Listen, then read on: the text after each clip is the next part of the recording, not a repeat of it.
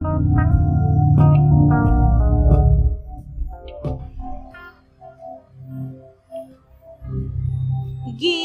गुंजन या कथा, संगीत सरगम और कविता, हर विधा का एक रूप है, अनेक रूप है, विविधा विविधा विविधा विविधा।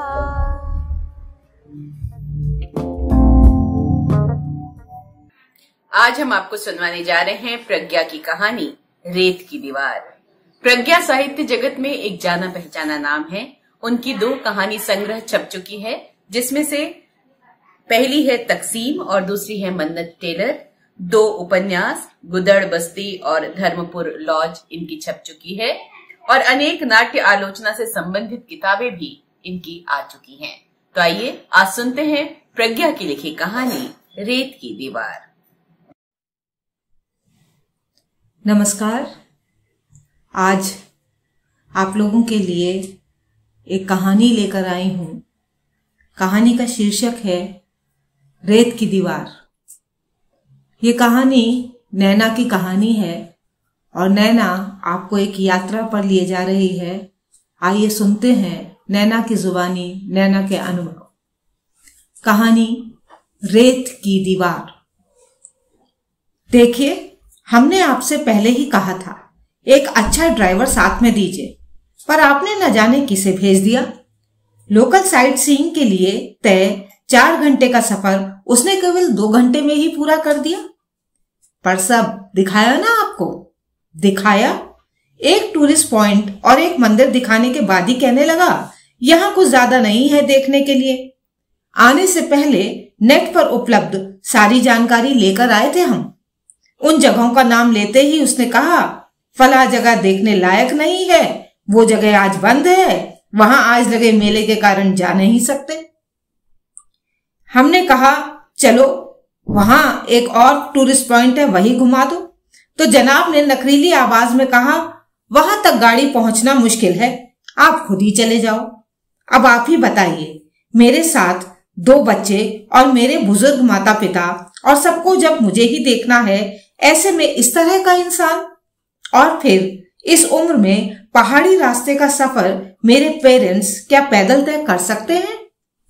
सॉरी मैडम, उसका स्वभाव जरा टेढ़ा ही है और लोगों से भी उसकी यही शिकायतें आती हैं, पर क्या करें, आज हमारी सारी गाड़ियां लग चुकी थी और कोई नहीं था, इसीलिए उसे भेज दिया। कल से आपको अच्छा आदमी साथ देंगे। यात्रा के पहले ही दिन माता पिता को परेशान और बच्चों को असंतुष्ट देखकर नैना का मन उदास हो गया। विवेक ने कहा था 3 दिन रुक जाओ नैना, एक जरूरी काम के बाद साथ चलेंगे सब। पर उसे तो जुनून सवार था कि अपने दम पर भी ले जा सकती है वह सबको।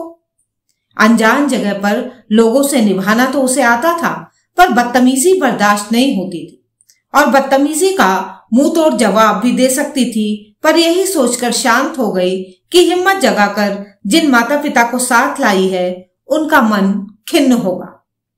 सीधे सरल स्वभाव के लोग हैं, लड़ाई झगड़ों से कोसों दूर। रिसेप्शन पर बात होने के बाद भी नैना का मन अशांत बना रहा। पता नहीं कैसा होगा ये नया ड्राइवर। अरे ये सारे एक ही थैली के चट्टे बट्टे होते हैं। मन के अशांत भाव को उसने जाहिर न करते हुए अपने चुलबुले अंदाज में पापा से कहा फिकर नॉट पापा, कल से कोई दिक्कत नहीं आएगी। फिर 3 दिन बाद विवेक के आने के ख्याल ने धीरे धीरे संशय पर उम्मीद की जीत को कायम कर दिया। बच्चे लॉन में बैडमिंटन खेलने लगे और वो तीनों बेंच पर बैठकर सामने फैले पेड़ों से लदे हरियाले पहाड़ों का लुत्फ उठाने लगे। अगली सुबह पल्लवी और पराग को नैना ने पहले ही तैयार कर दिया और मम्मी से रात को ही कह दिया था कि पापा की वॉक के बाद और नाश्ते के पहले आप लोग अपनी 2 चाय टाइम से पी लेना। ये उनकी बरसों पुरानी आदत है, जिसके बिना उनका दिन अधूरा रहता है। नाश्ता करने के बाद सब आज के दिन की यात्रा के लिए तैयार हो गए। नैना ने माँ को समझा दिया कि वे बेतकल्लुफ होकर नए ड्राइवर के घर परिवार के बारे में न पूछ बैठे। इससे उसे माँ की सादगी महसूस हो जाएगी और फिर दिखाने लगेगा अपने तेवर। जरा सा हंसकर बोल लो इनसे, सर पर सवार हो जाते हैं। जो अकड़ से रहता है उससे ही ठीक रहते हैं।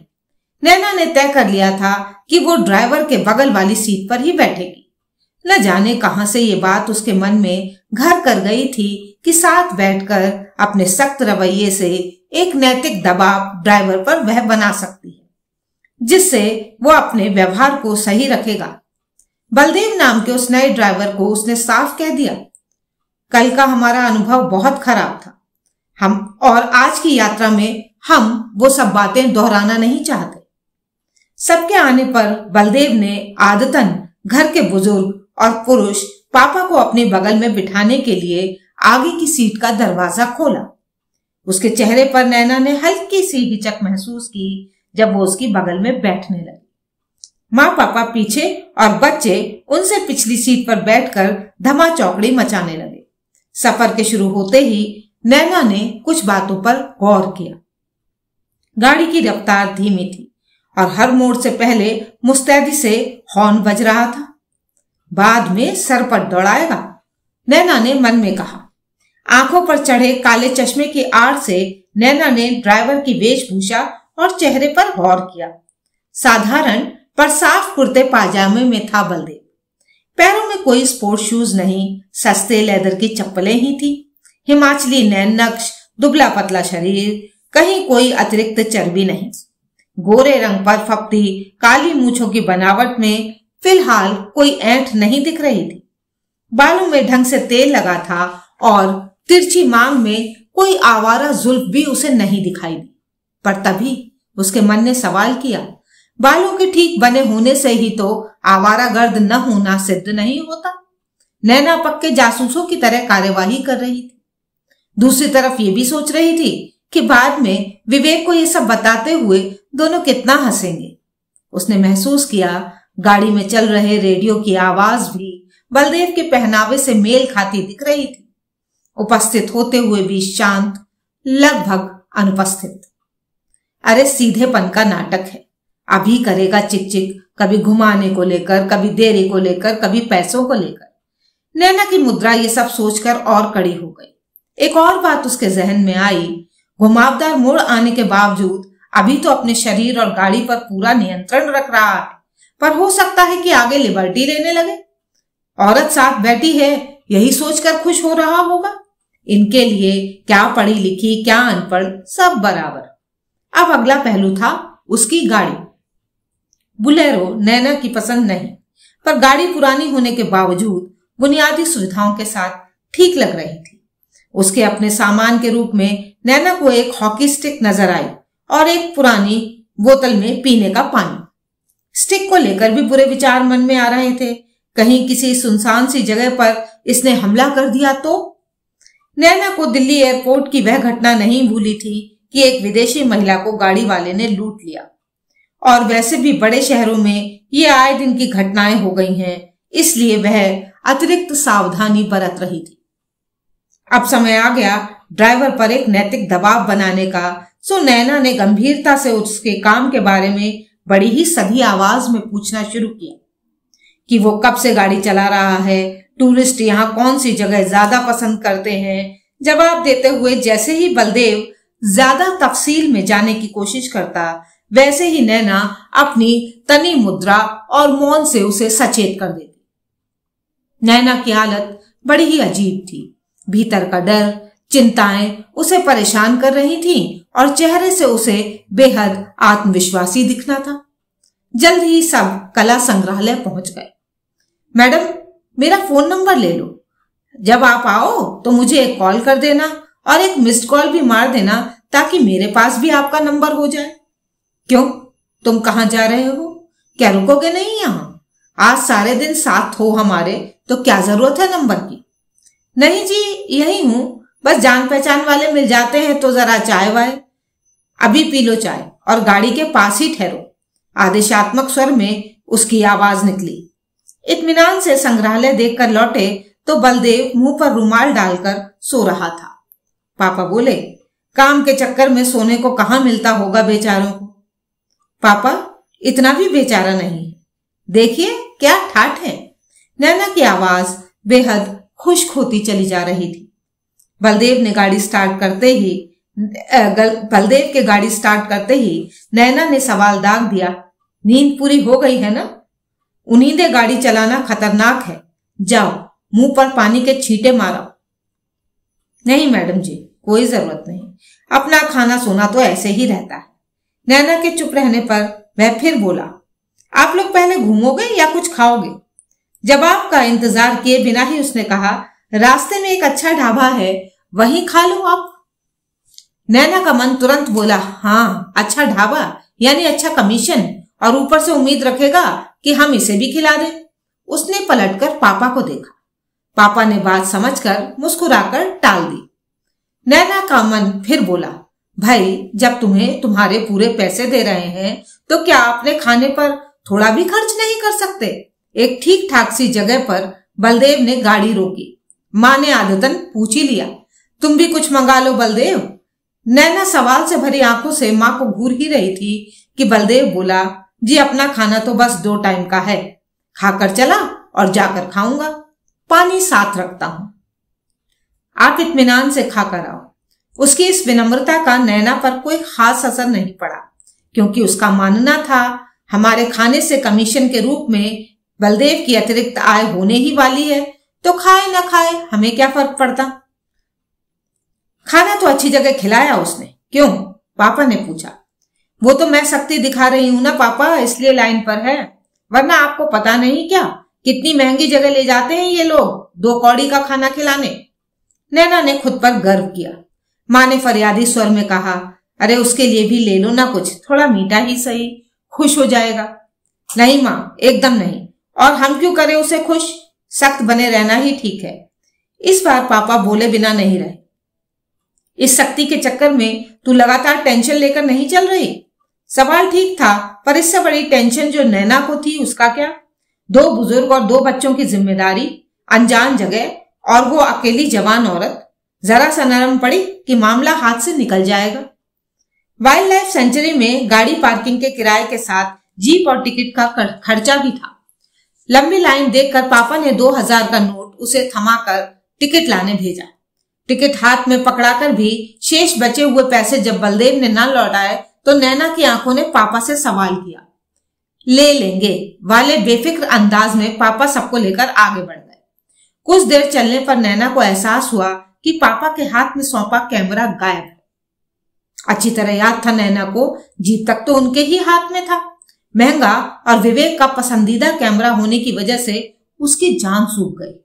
पापा से कुछ न कहने में ही समझदारी थी, खामखा परेशान होंगे। पराग और उनका मिनी कैमरा और नैना का मोबाइल कैमरा होने के कारण पापा को कैमरे की कमी महसूस नहीं हुई। घूम कर लौटे तो बलदेव ने साथ बैठते ही ड्रॉर से कैमरा निकालते हुए कहा, जीप वाले के बेंच पर सर से गलती से छूट गया था शायद। उसकी इस ईमानदार जिम्मेदार हरकत पर अचानक ही विश्वास न कर पाने के कारण नैना के मुंह से उसके लिए शुक्रिया का एक शब्द नहीं निकला, पर कैमरा मिलने पर एक अदृश्य शक्ति के लिए 2 बोल जरूर निकले, thank God. Wild life sanctuary से निराश होकर अब उन्होंने चिड़ियाघर की ओर रुख किया। शाम घिर रही थी और बच्चों को भूख भी लग रही थी और सबका चाय पीना एकदम जरूरी हो रहा था। खाने पीने के खोखे के पास सब रुक गए। बलदेव माँ से बोला, मैडम घर में पेड़ है खुबानी का, कल आपके लिए लेता आऊंगा। घर में बच्चे ज्यादा खाकर अपना गला खराब कर लेंगे। माँ उसे लगभग आशीर्वाद देती हुई मुस्कुरा रही थी, पर नैना का मन कह रहा था, न जाने कैसी कच्ची सी ले आएगा, और क्या हमारे गले खराब नहीं होंगे? जितने की खुबानी नहीं होगी उससे चौगने की तो दवा ही आ जाएगी, और फिर बाजार से दोगुनी कीमत नहीं वसूलेगा क्या हमसे? नहीं चाहिए तुम्हारी खुबानी। पापा के हाँ कहने के बावजूद नैना ने कोई तवज्जो नहीं दी। लौटते हुए रात घिर रही थी। थके होने के कारण माँ पापा उनींदे हो रहे थे और बच्चे तो दिन भर की धमा चौकड़ी से निढाल होकर बेखबर सो ही गए। पर नैना को तो जागना था। सबकी निगरानी, फिर ड्राइवर के साथ वाली सीट पर सोने से ड्राइवर के उनींदे होने का खतरा भी था, और तीसरे उसे लग रहा था कि सोने पर कहीं ऊटपटांग हरकत उसके साथ न हो जाए। अचानक बलदेव ने कहा, जी एक रास्ता और है जिससे 10 किलोमीटर का फर्क आता है, उसी से लिए चलता हूं। उसके सहज कथन ने तूफान मचा दिया। जब छोटा रास्ता था तो पहले भी इससे क्यों नहीं लाया? रात में नया रास्ता किस लिए पकड़ा जा रहा है? कहीं हाल ही में दिखाई जा रही सारी भलमनसाहट के पीछे इसकी कोई अपराधी प्रवृत्ति तो नहीं छिपी? महानगरों में ऐसे ही लोगों को उल्लू बनाया जाता है। यहां तो दूर दूर तक कोई है भी नहीं। नैना को अचानक जैसलमेर के रेगिस्तान सम से होटल तक लौटने का वाकया याद आ गया। बहुत रात घिर चुकी थी और मीलों तक अंधेरा और निर्जन था। अचानक ड्राइवर ने कहा, रास्ते में मेरा गांव पड़ता है, 5 मिनट रुक कर चलूंगा। उसके ये कहते ही नैना ने डर कर विवेक को देखा। घबराहट तो विवेक के चेहरे पर भी थी, पर उसकी बुद्धि ने काम किया। सावधानी के लिए उसने होटल के मैनेजर को फोन मिलाया और बताया कि हम कहाँ हैं और कितनी देर में पहुंचेंगे। पर दोनों ही जानते थे कि ऐसा करके वे केवल अपने को तसल्ली दे रहे हैं। यहां किसी ने मार काट कर डाल दिया, किसी को क्या फर्क पड़ना था। 5-7 घरों के गांव में जब ड्राइवर ने गाड़ी रोकी तो दोनों दम साध कर बैठ गए। अनिष्ट की सैकड़ों आशंकाएं कौंध गईं। इंसानी फितरत भी अजीब है। अच्छे की संभावना की अपेक्षा उसे बुरे की आशंका ही अधिक रहती है। विवेक ने तो कह ही दिया था, तैयार रहो बुरे से बुरे के लिए। पर ड्राइवर बिना चाकू तलवार लाए एक रुमाल में रोटी और पीतल के कटोरदान में दाल या सब्जी भरकर अपने लिए रात का खाना लेकर लौटा। उस रात होटल सुरक्षित पहुंचने पर नैना और विवेक ने उसे एक दैवीय चमत्कार ही माना था। आज उस घटना को याद कर नैना डर के बावजूद थोड़ी राहत भी महसूस कर रही थी। आबादी वाला और पहचाना सा रास्ता आता देखकर नैना की जान में जान आई। सारा सामान कमरों तक पहुंचाकर जब बलदेव जाने को हुआ तो नैना ने कहा, कल भी घूमना है, तुम आ सकते हो? जी मैडम। कितने बजे? उसे समय बताकर जब नैना पापा के कमरे में गई तो दोनों बच्चे अपने नाना के पेट पर हाथ रखे और पैरों पर पैर चढ़ाए बातें कर रहे थे। माँ ने कहा, बड़ा अच्छा दिन रहा आज का। माँ, पापा और बच्चों को खुश देखकर उसे अपार संतोष हुआ। अगले दिन की यात्रा पापा के आदेश से शुरू हुई। चल नैना, तू बैठ अपनी माँ के पास। इतना भी बूढ़ा नहीं हुआ हूं जितना लाल लड़ाकर तू मुझे बना रही है। एक बार पापा को सचेत रहने का इशारा देकर नैना माँ के पास बैठ गई। गाड़ी स्टार्ट करने से पहले ही बलदेव ने कहा, साहब ये आपके कल के बचे 580 रुपए, मैं भूल ही गया था जी। और एक थैला माँ को सौंपते हुए कहा, जी चखो मेरे पेड़ की खुबानी। नैना झेप गई। आज पापा लुत्फ उठाने के पूरे अंदाज में थे। बलदेव यार, पुराने गाने नहीं है तुम्हारे पास? साहब आजकल टूरिस्ट भड़कते गाने सुनते हैं, मैं तो रेडियो ही चलाता हूँ, अभी लगाता हूँ आपके लिए पुराने गाने। बस पापा तो रफी, किशोर और मन्ना डे के गीतों के साथ बलदेव के भी मुरीद हो गए। कभी खिड़की से बाहर देखकर तो कभी माँ बच्चों को देखकर उनकी शांत मुस्कुराहट उनकी तसल्ली का अफसाना बयां कर रही थी। आज नैना के आदेशों से सब मुक्त थे। घर परिवार में कौन कौन है तुम्हारे? कल से कुलबुलाता माँ का सवाल आज खामोश नहीं रहा। एक चुप्पी के बाद बलदेव ने कहा, परिवार तो कहाँ है जी, माँ पिताजी नहीं रहे, भाई अलग हो गया है, अब घर के नाम पर जी मैं, बीवी और 2 बच्चे, और कौन? सभी ने गौर किया, इस आदमी के लिए घर का मतलब एकाकी परिवार नहीं, सबका साथ था और इसीलिए सवाल के जवाब में आई उसकी चुप्पी ने बहुत कुछ कह दिया। नैना के माथे पर आज तनाव की सिलवटें लगभग गायब थीं। 2 घंटे के बाद सब लोग एक नदी के पास थे। नदी का विस्तार, गति, लहरें और ठंडक सबको अपनी तरफ खींच रही थी। कई गाड़ियां नदी से काफी ऊपर की ओर रुकी थी, पर बलदेव माँ पापा की सुविधा को देखते हुए गाड़ी को नदी के बिल्कुल पास ले आया। माँ को सहारे से उसने नदी किनारे एक बड़े से पत्थर पर बिठा दिया और पापा तो पैंट के पांचे मोड़कर पानी का सुख लेने नदी में पहुंच गए। ग्लेशियर से पिघल कर आता बर्फीला पानी जहां पांवों को राहत पहुंचा रहा था, वहीं रेत के बने गड्ढों में खौलता पानी था।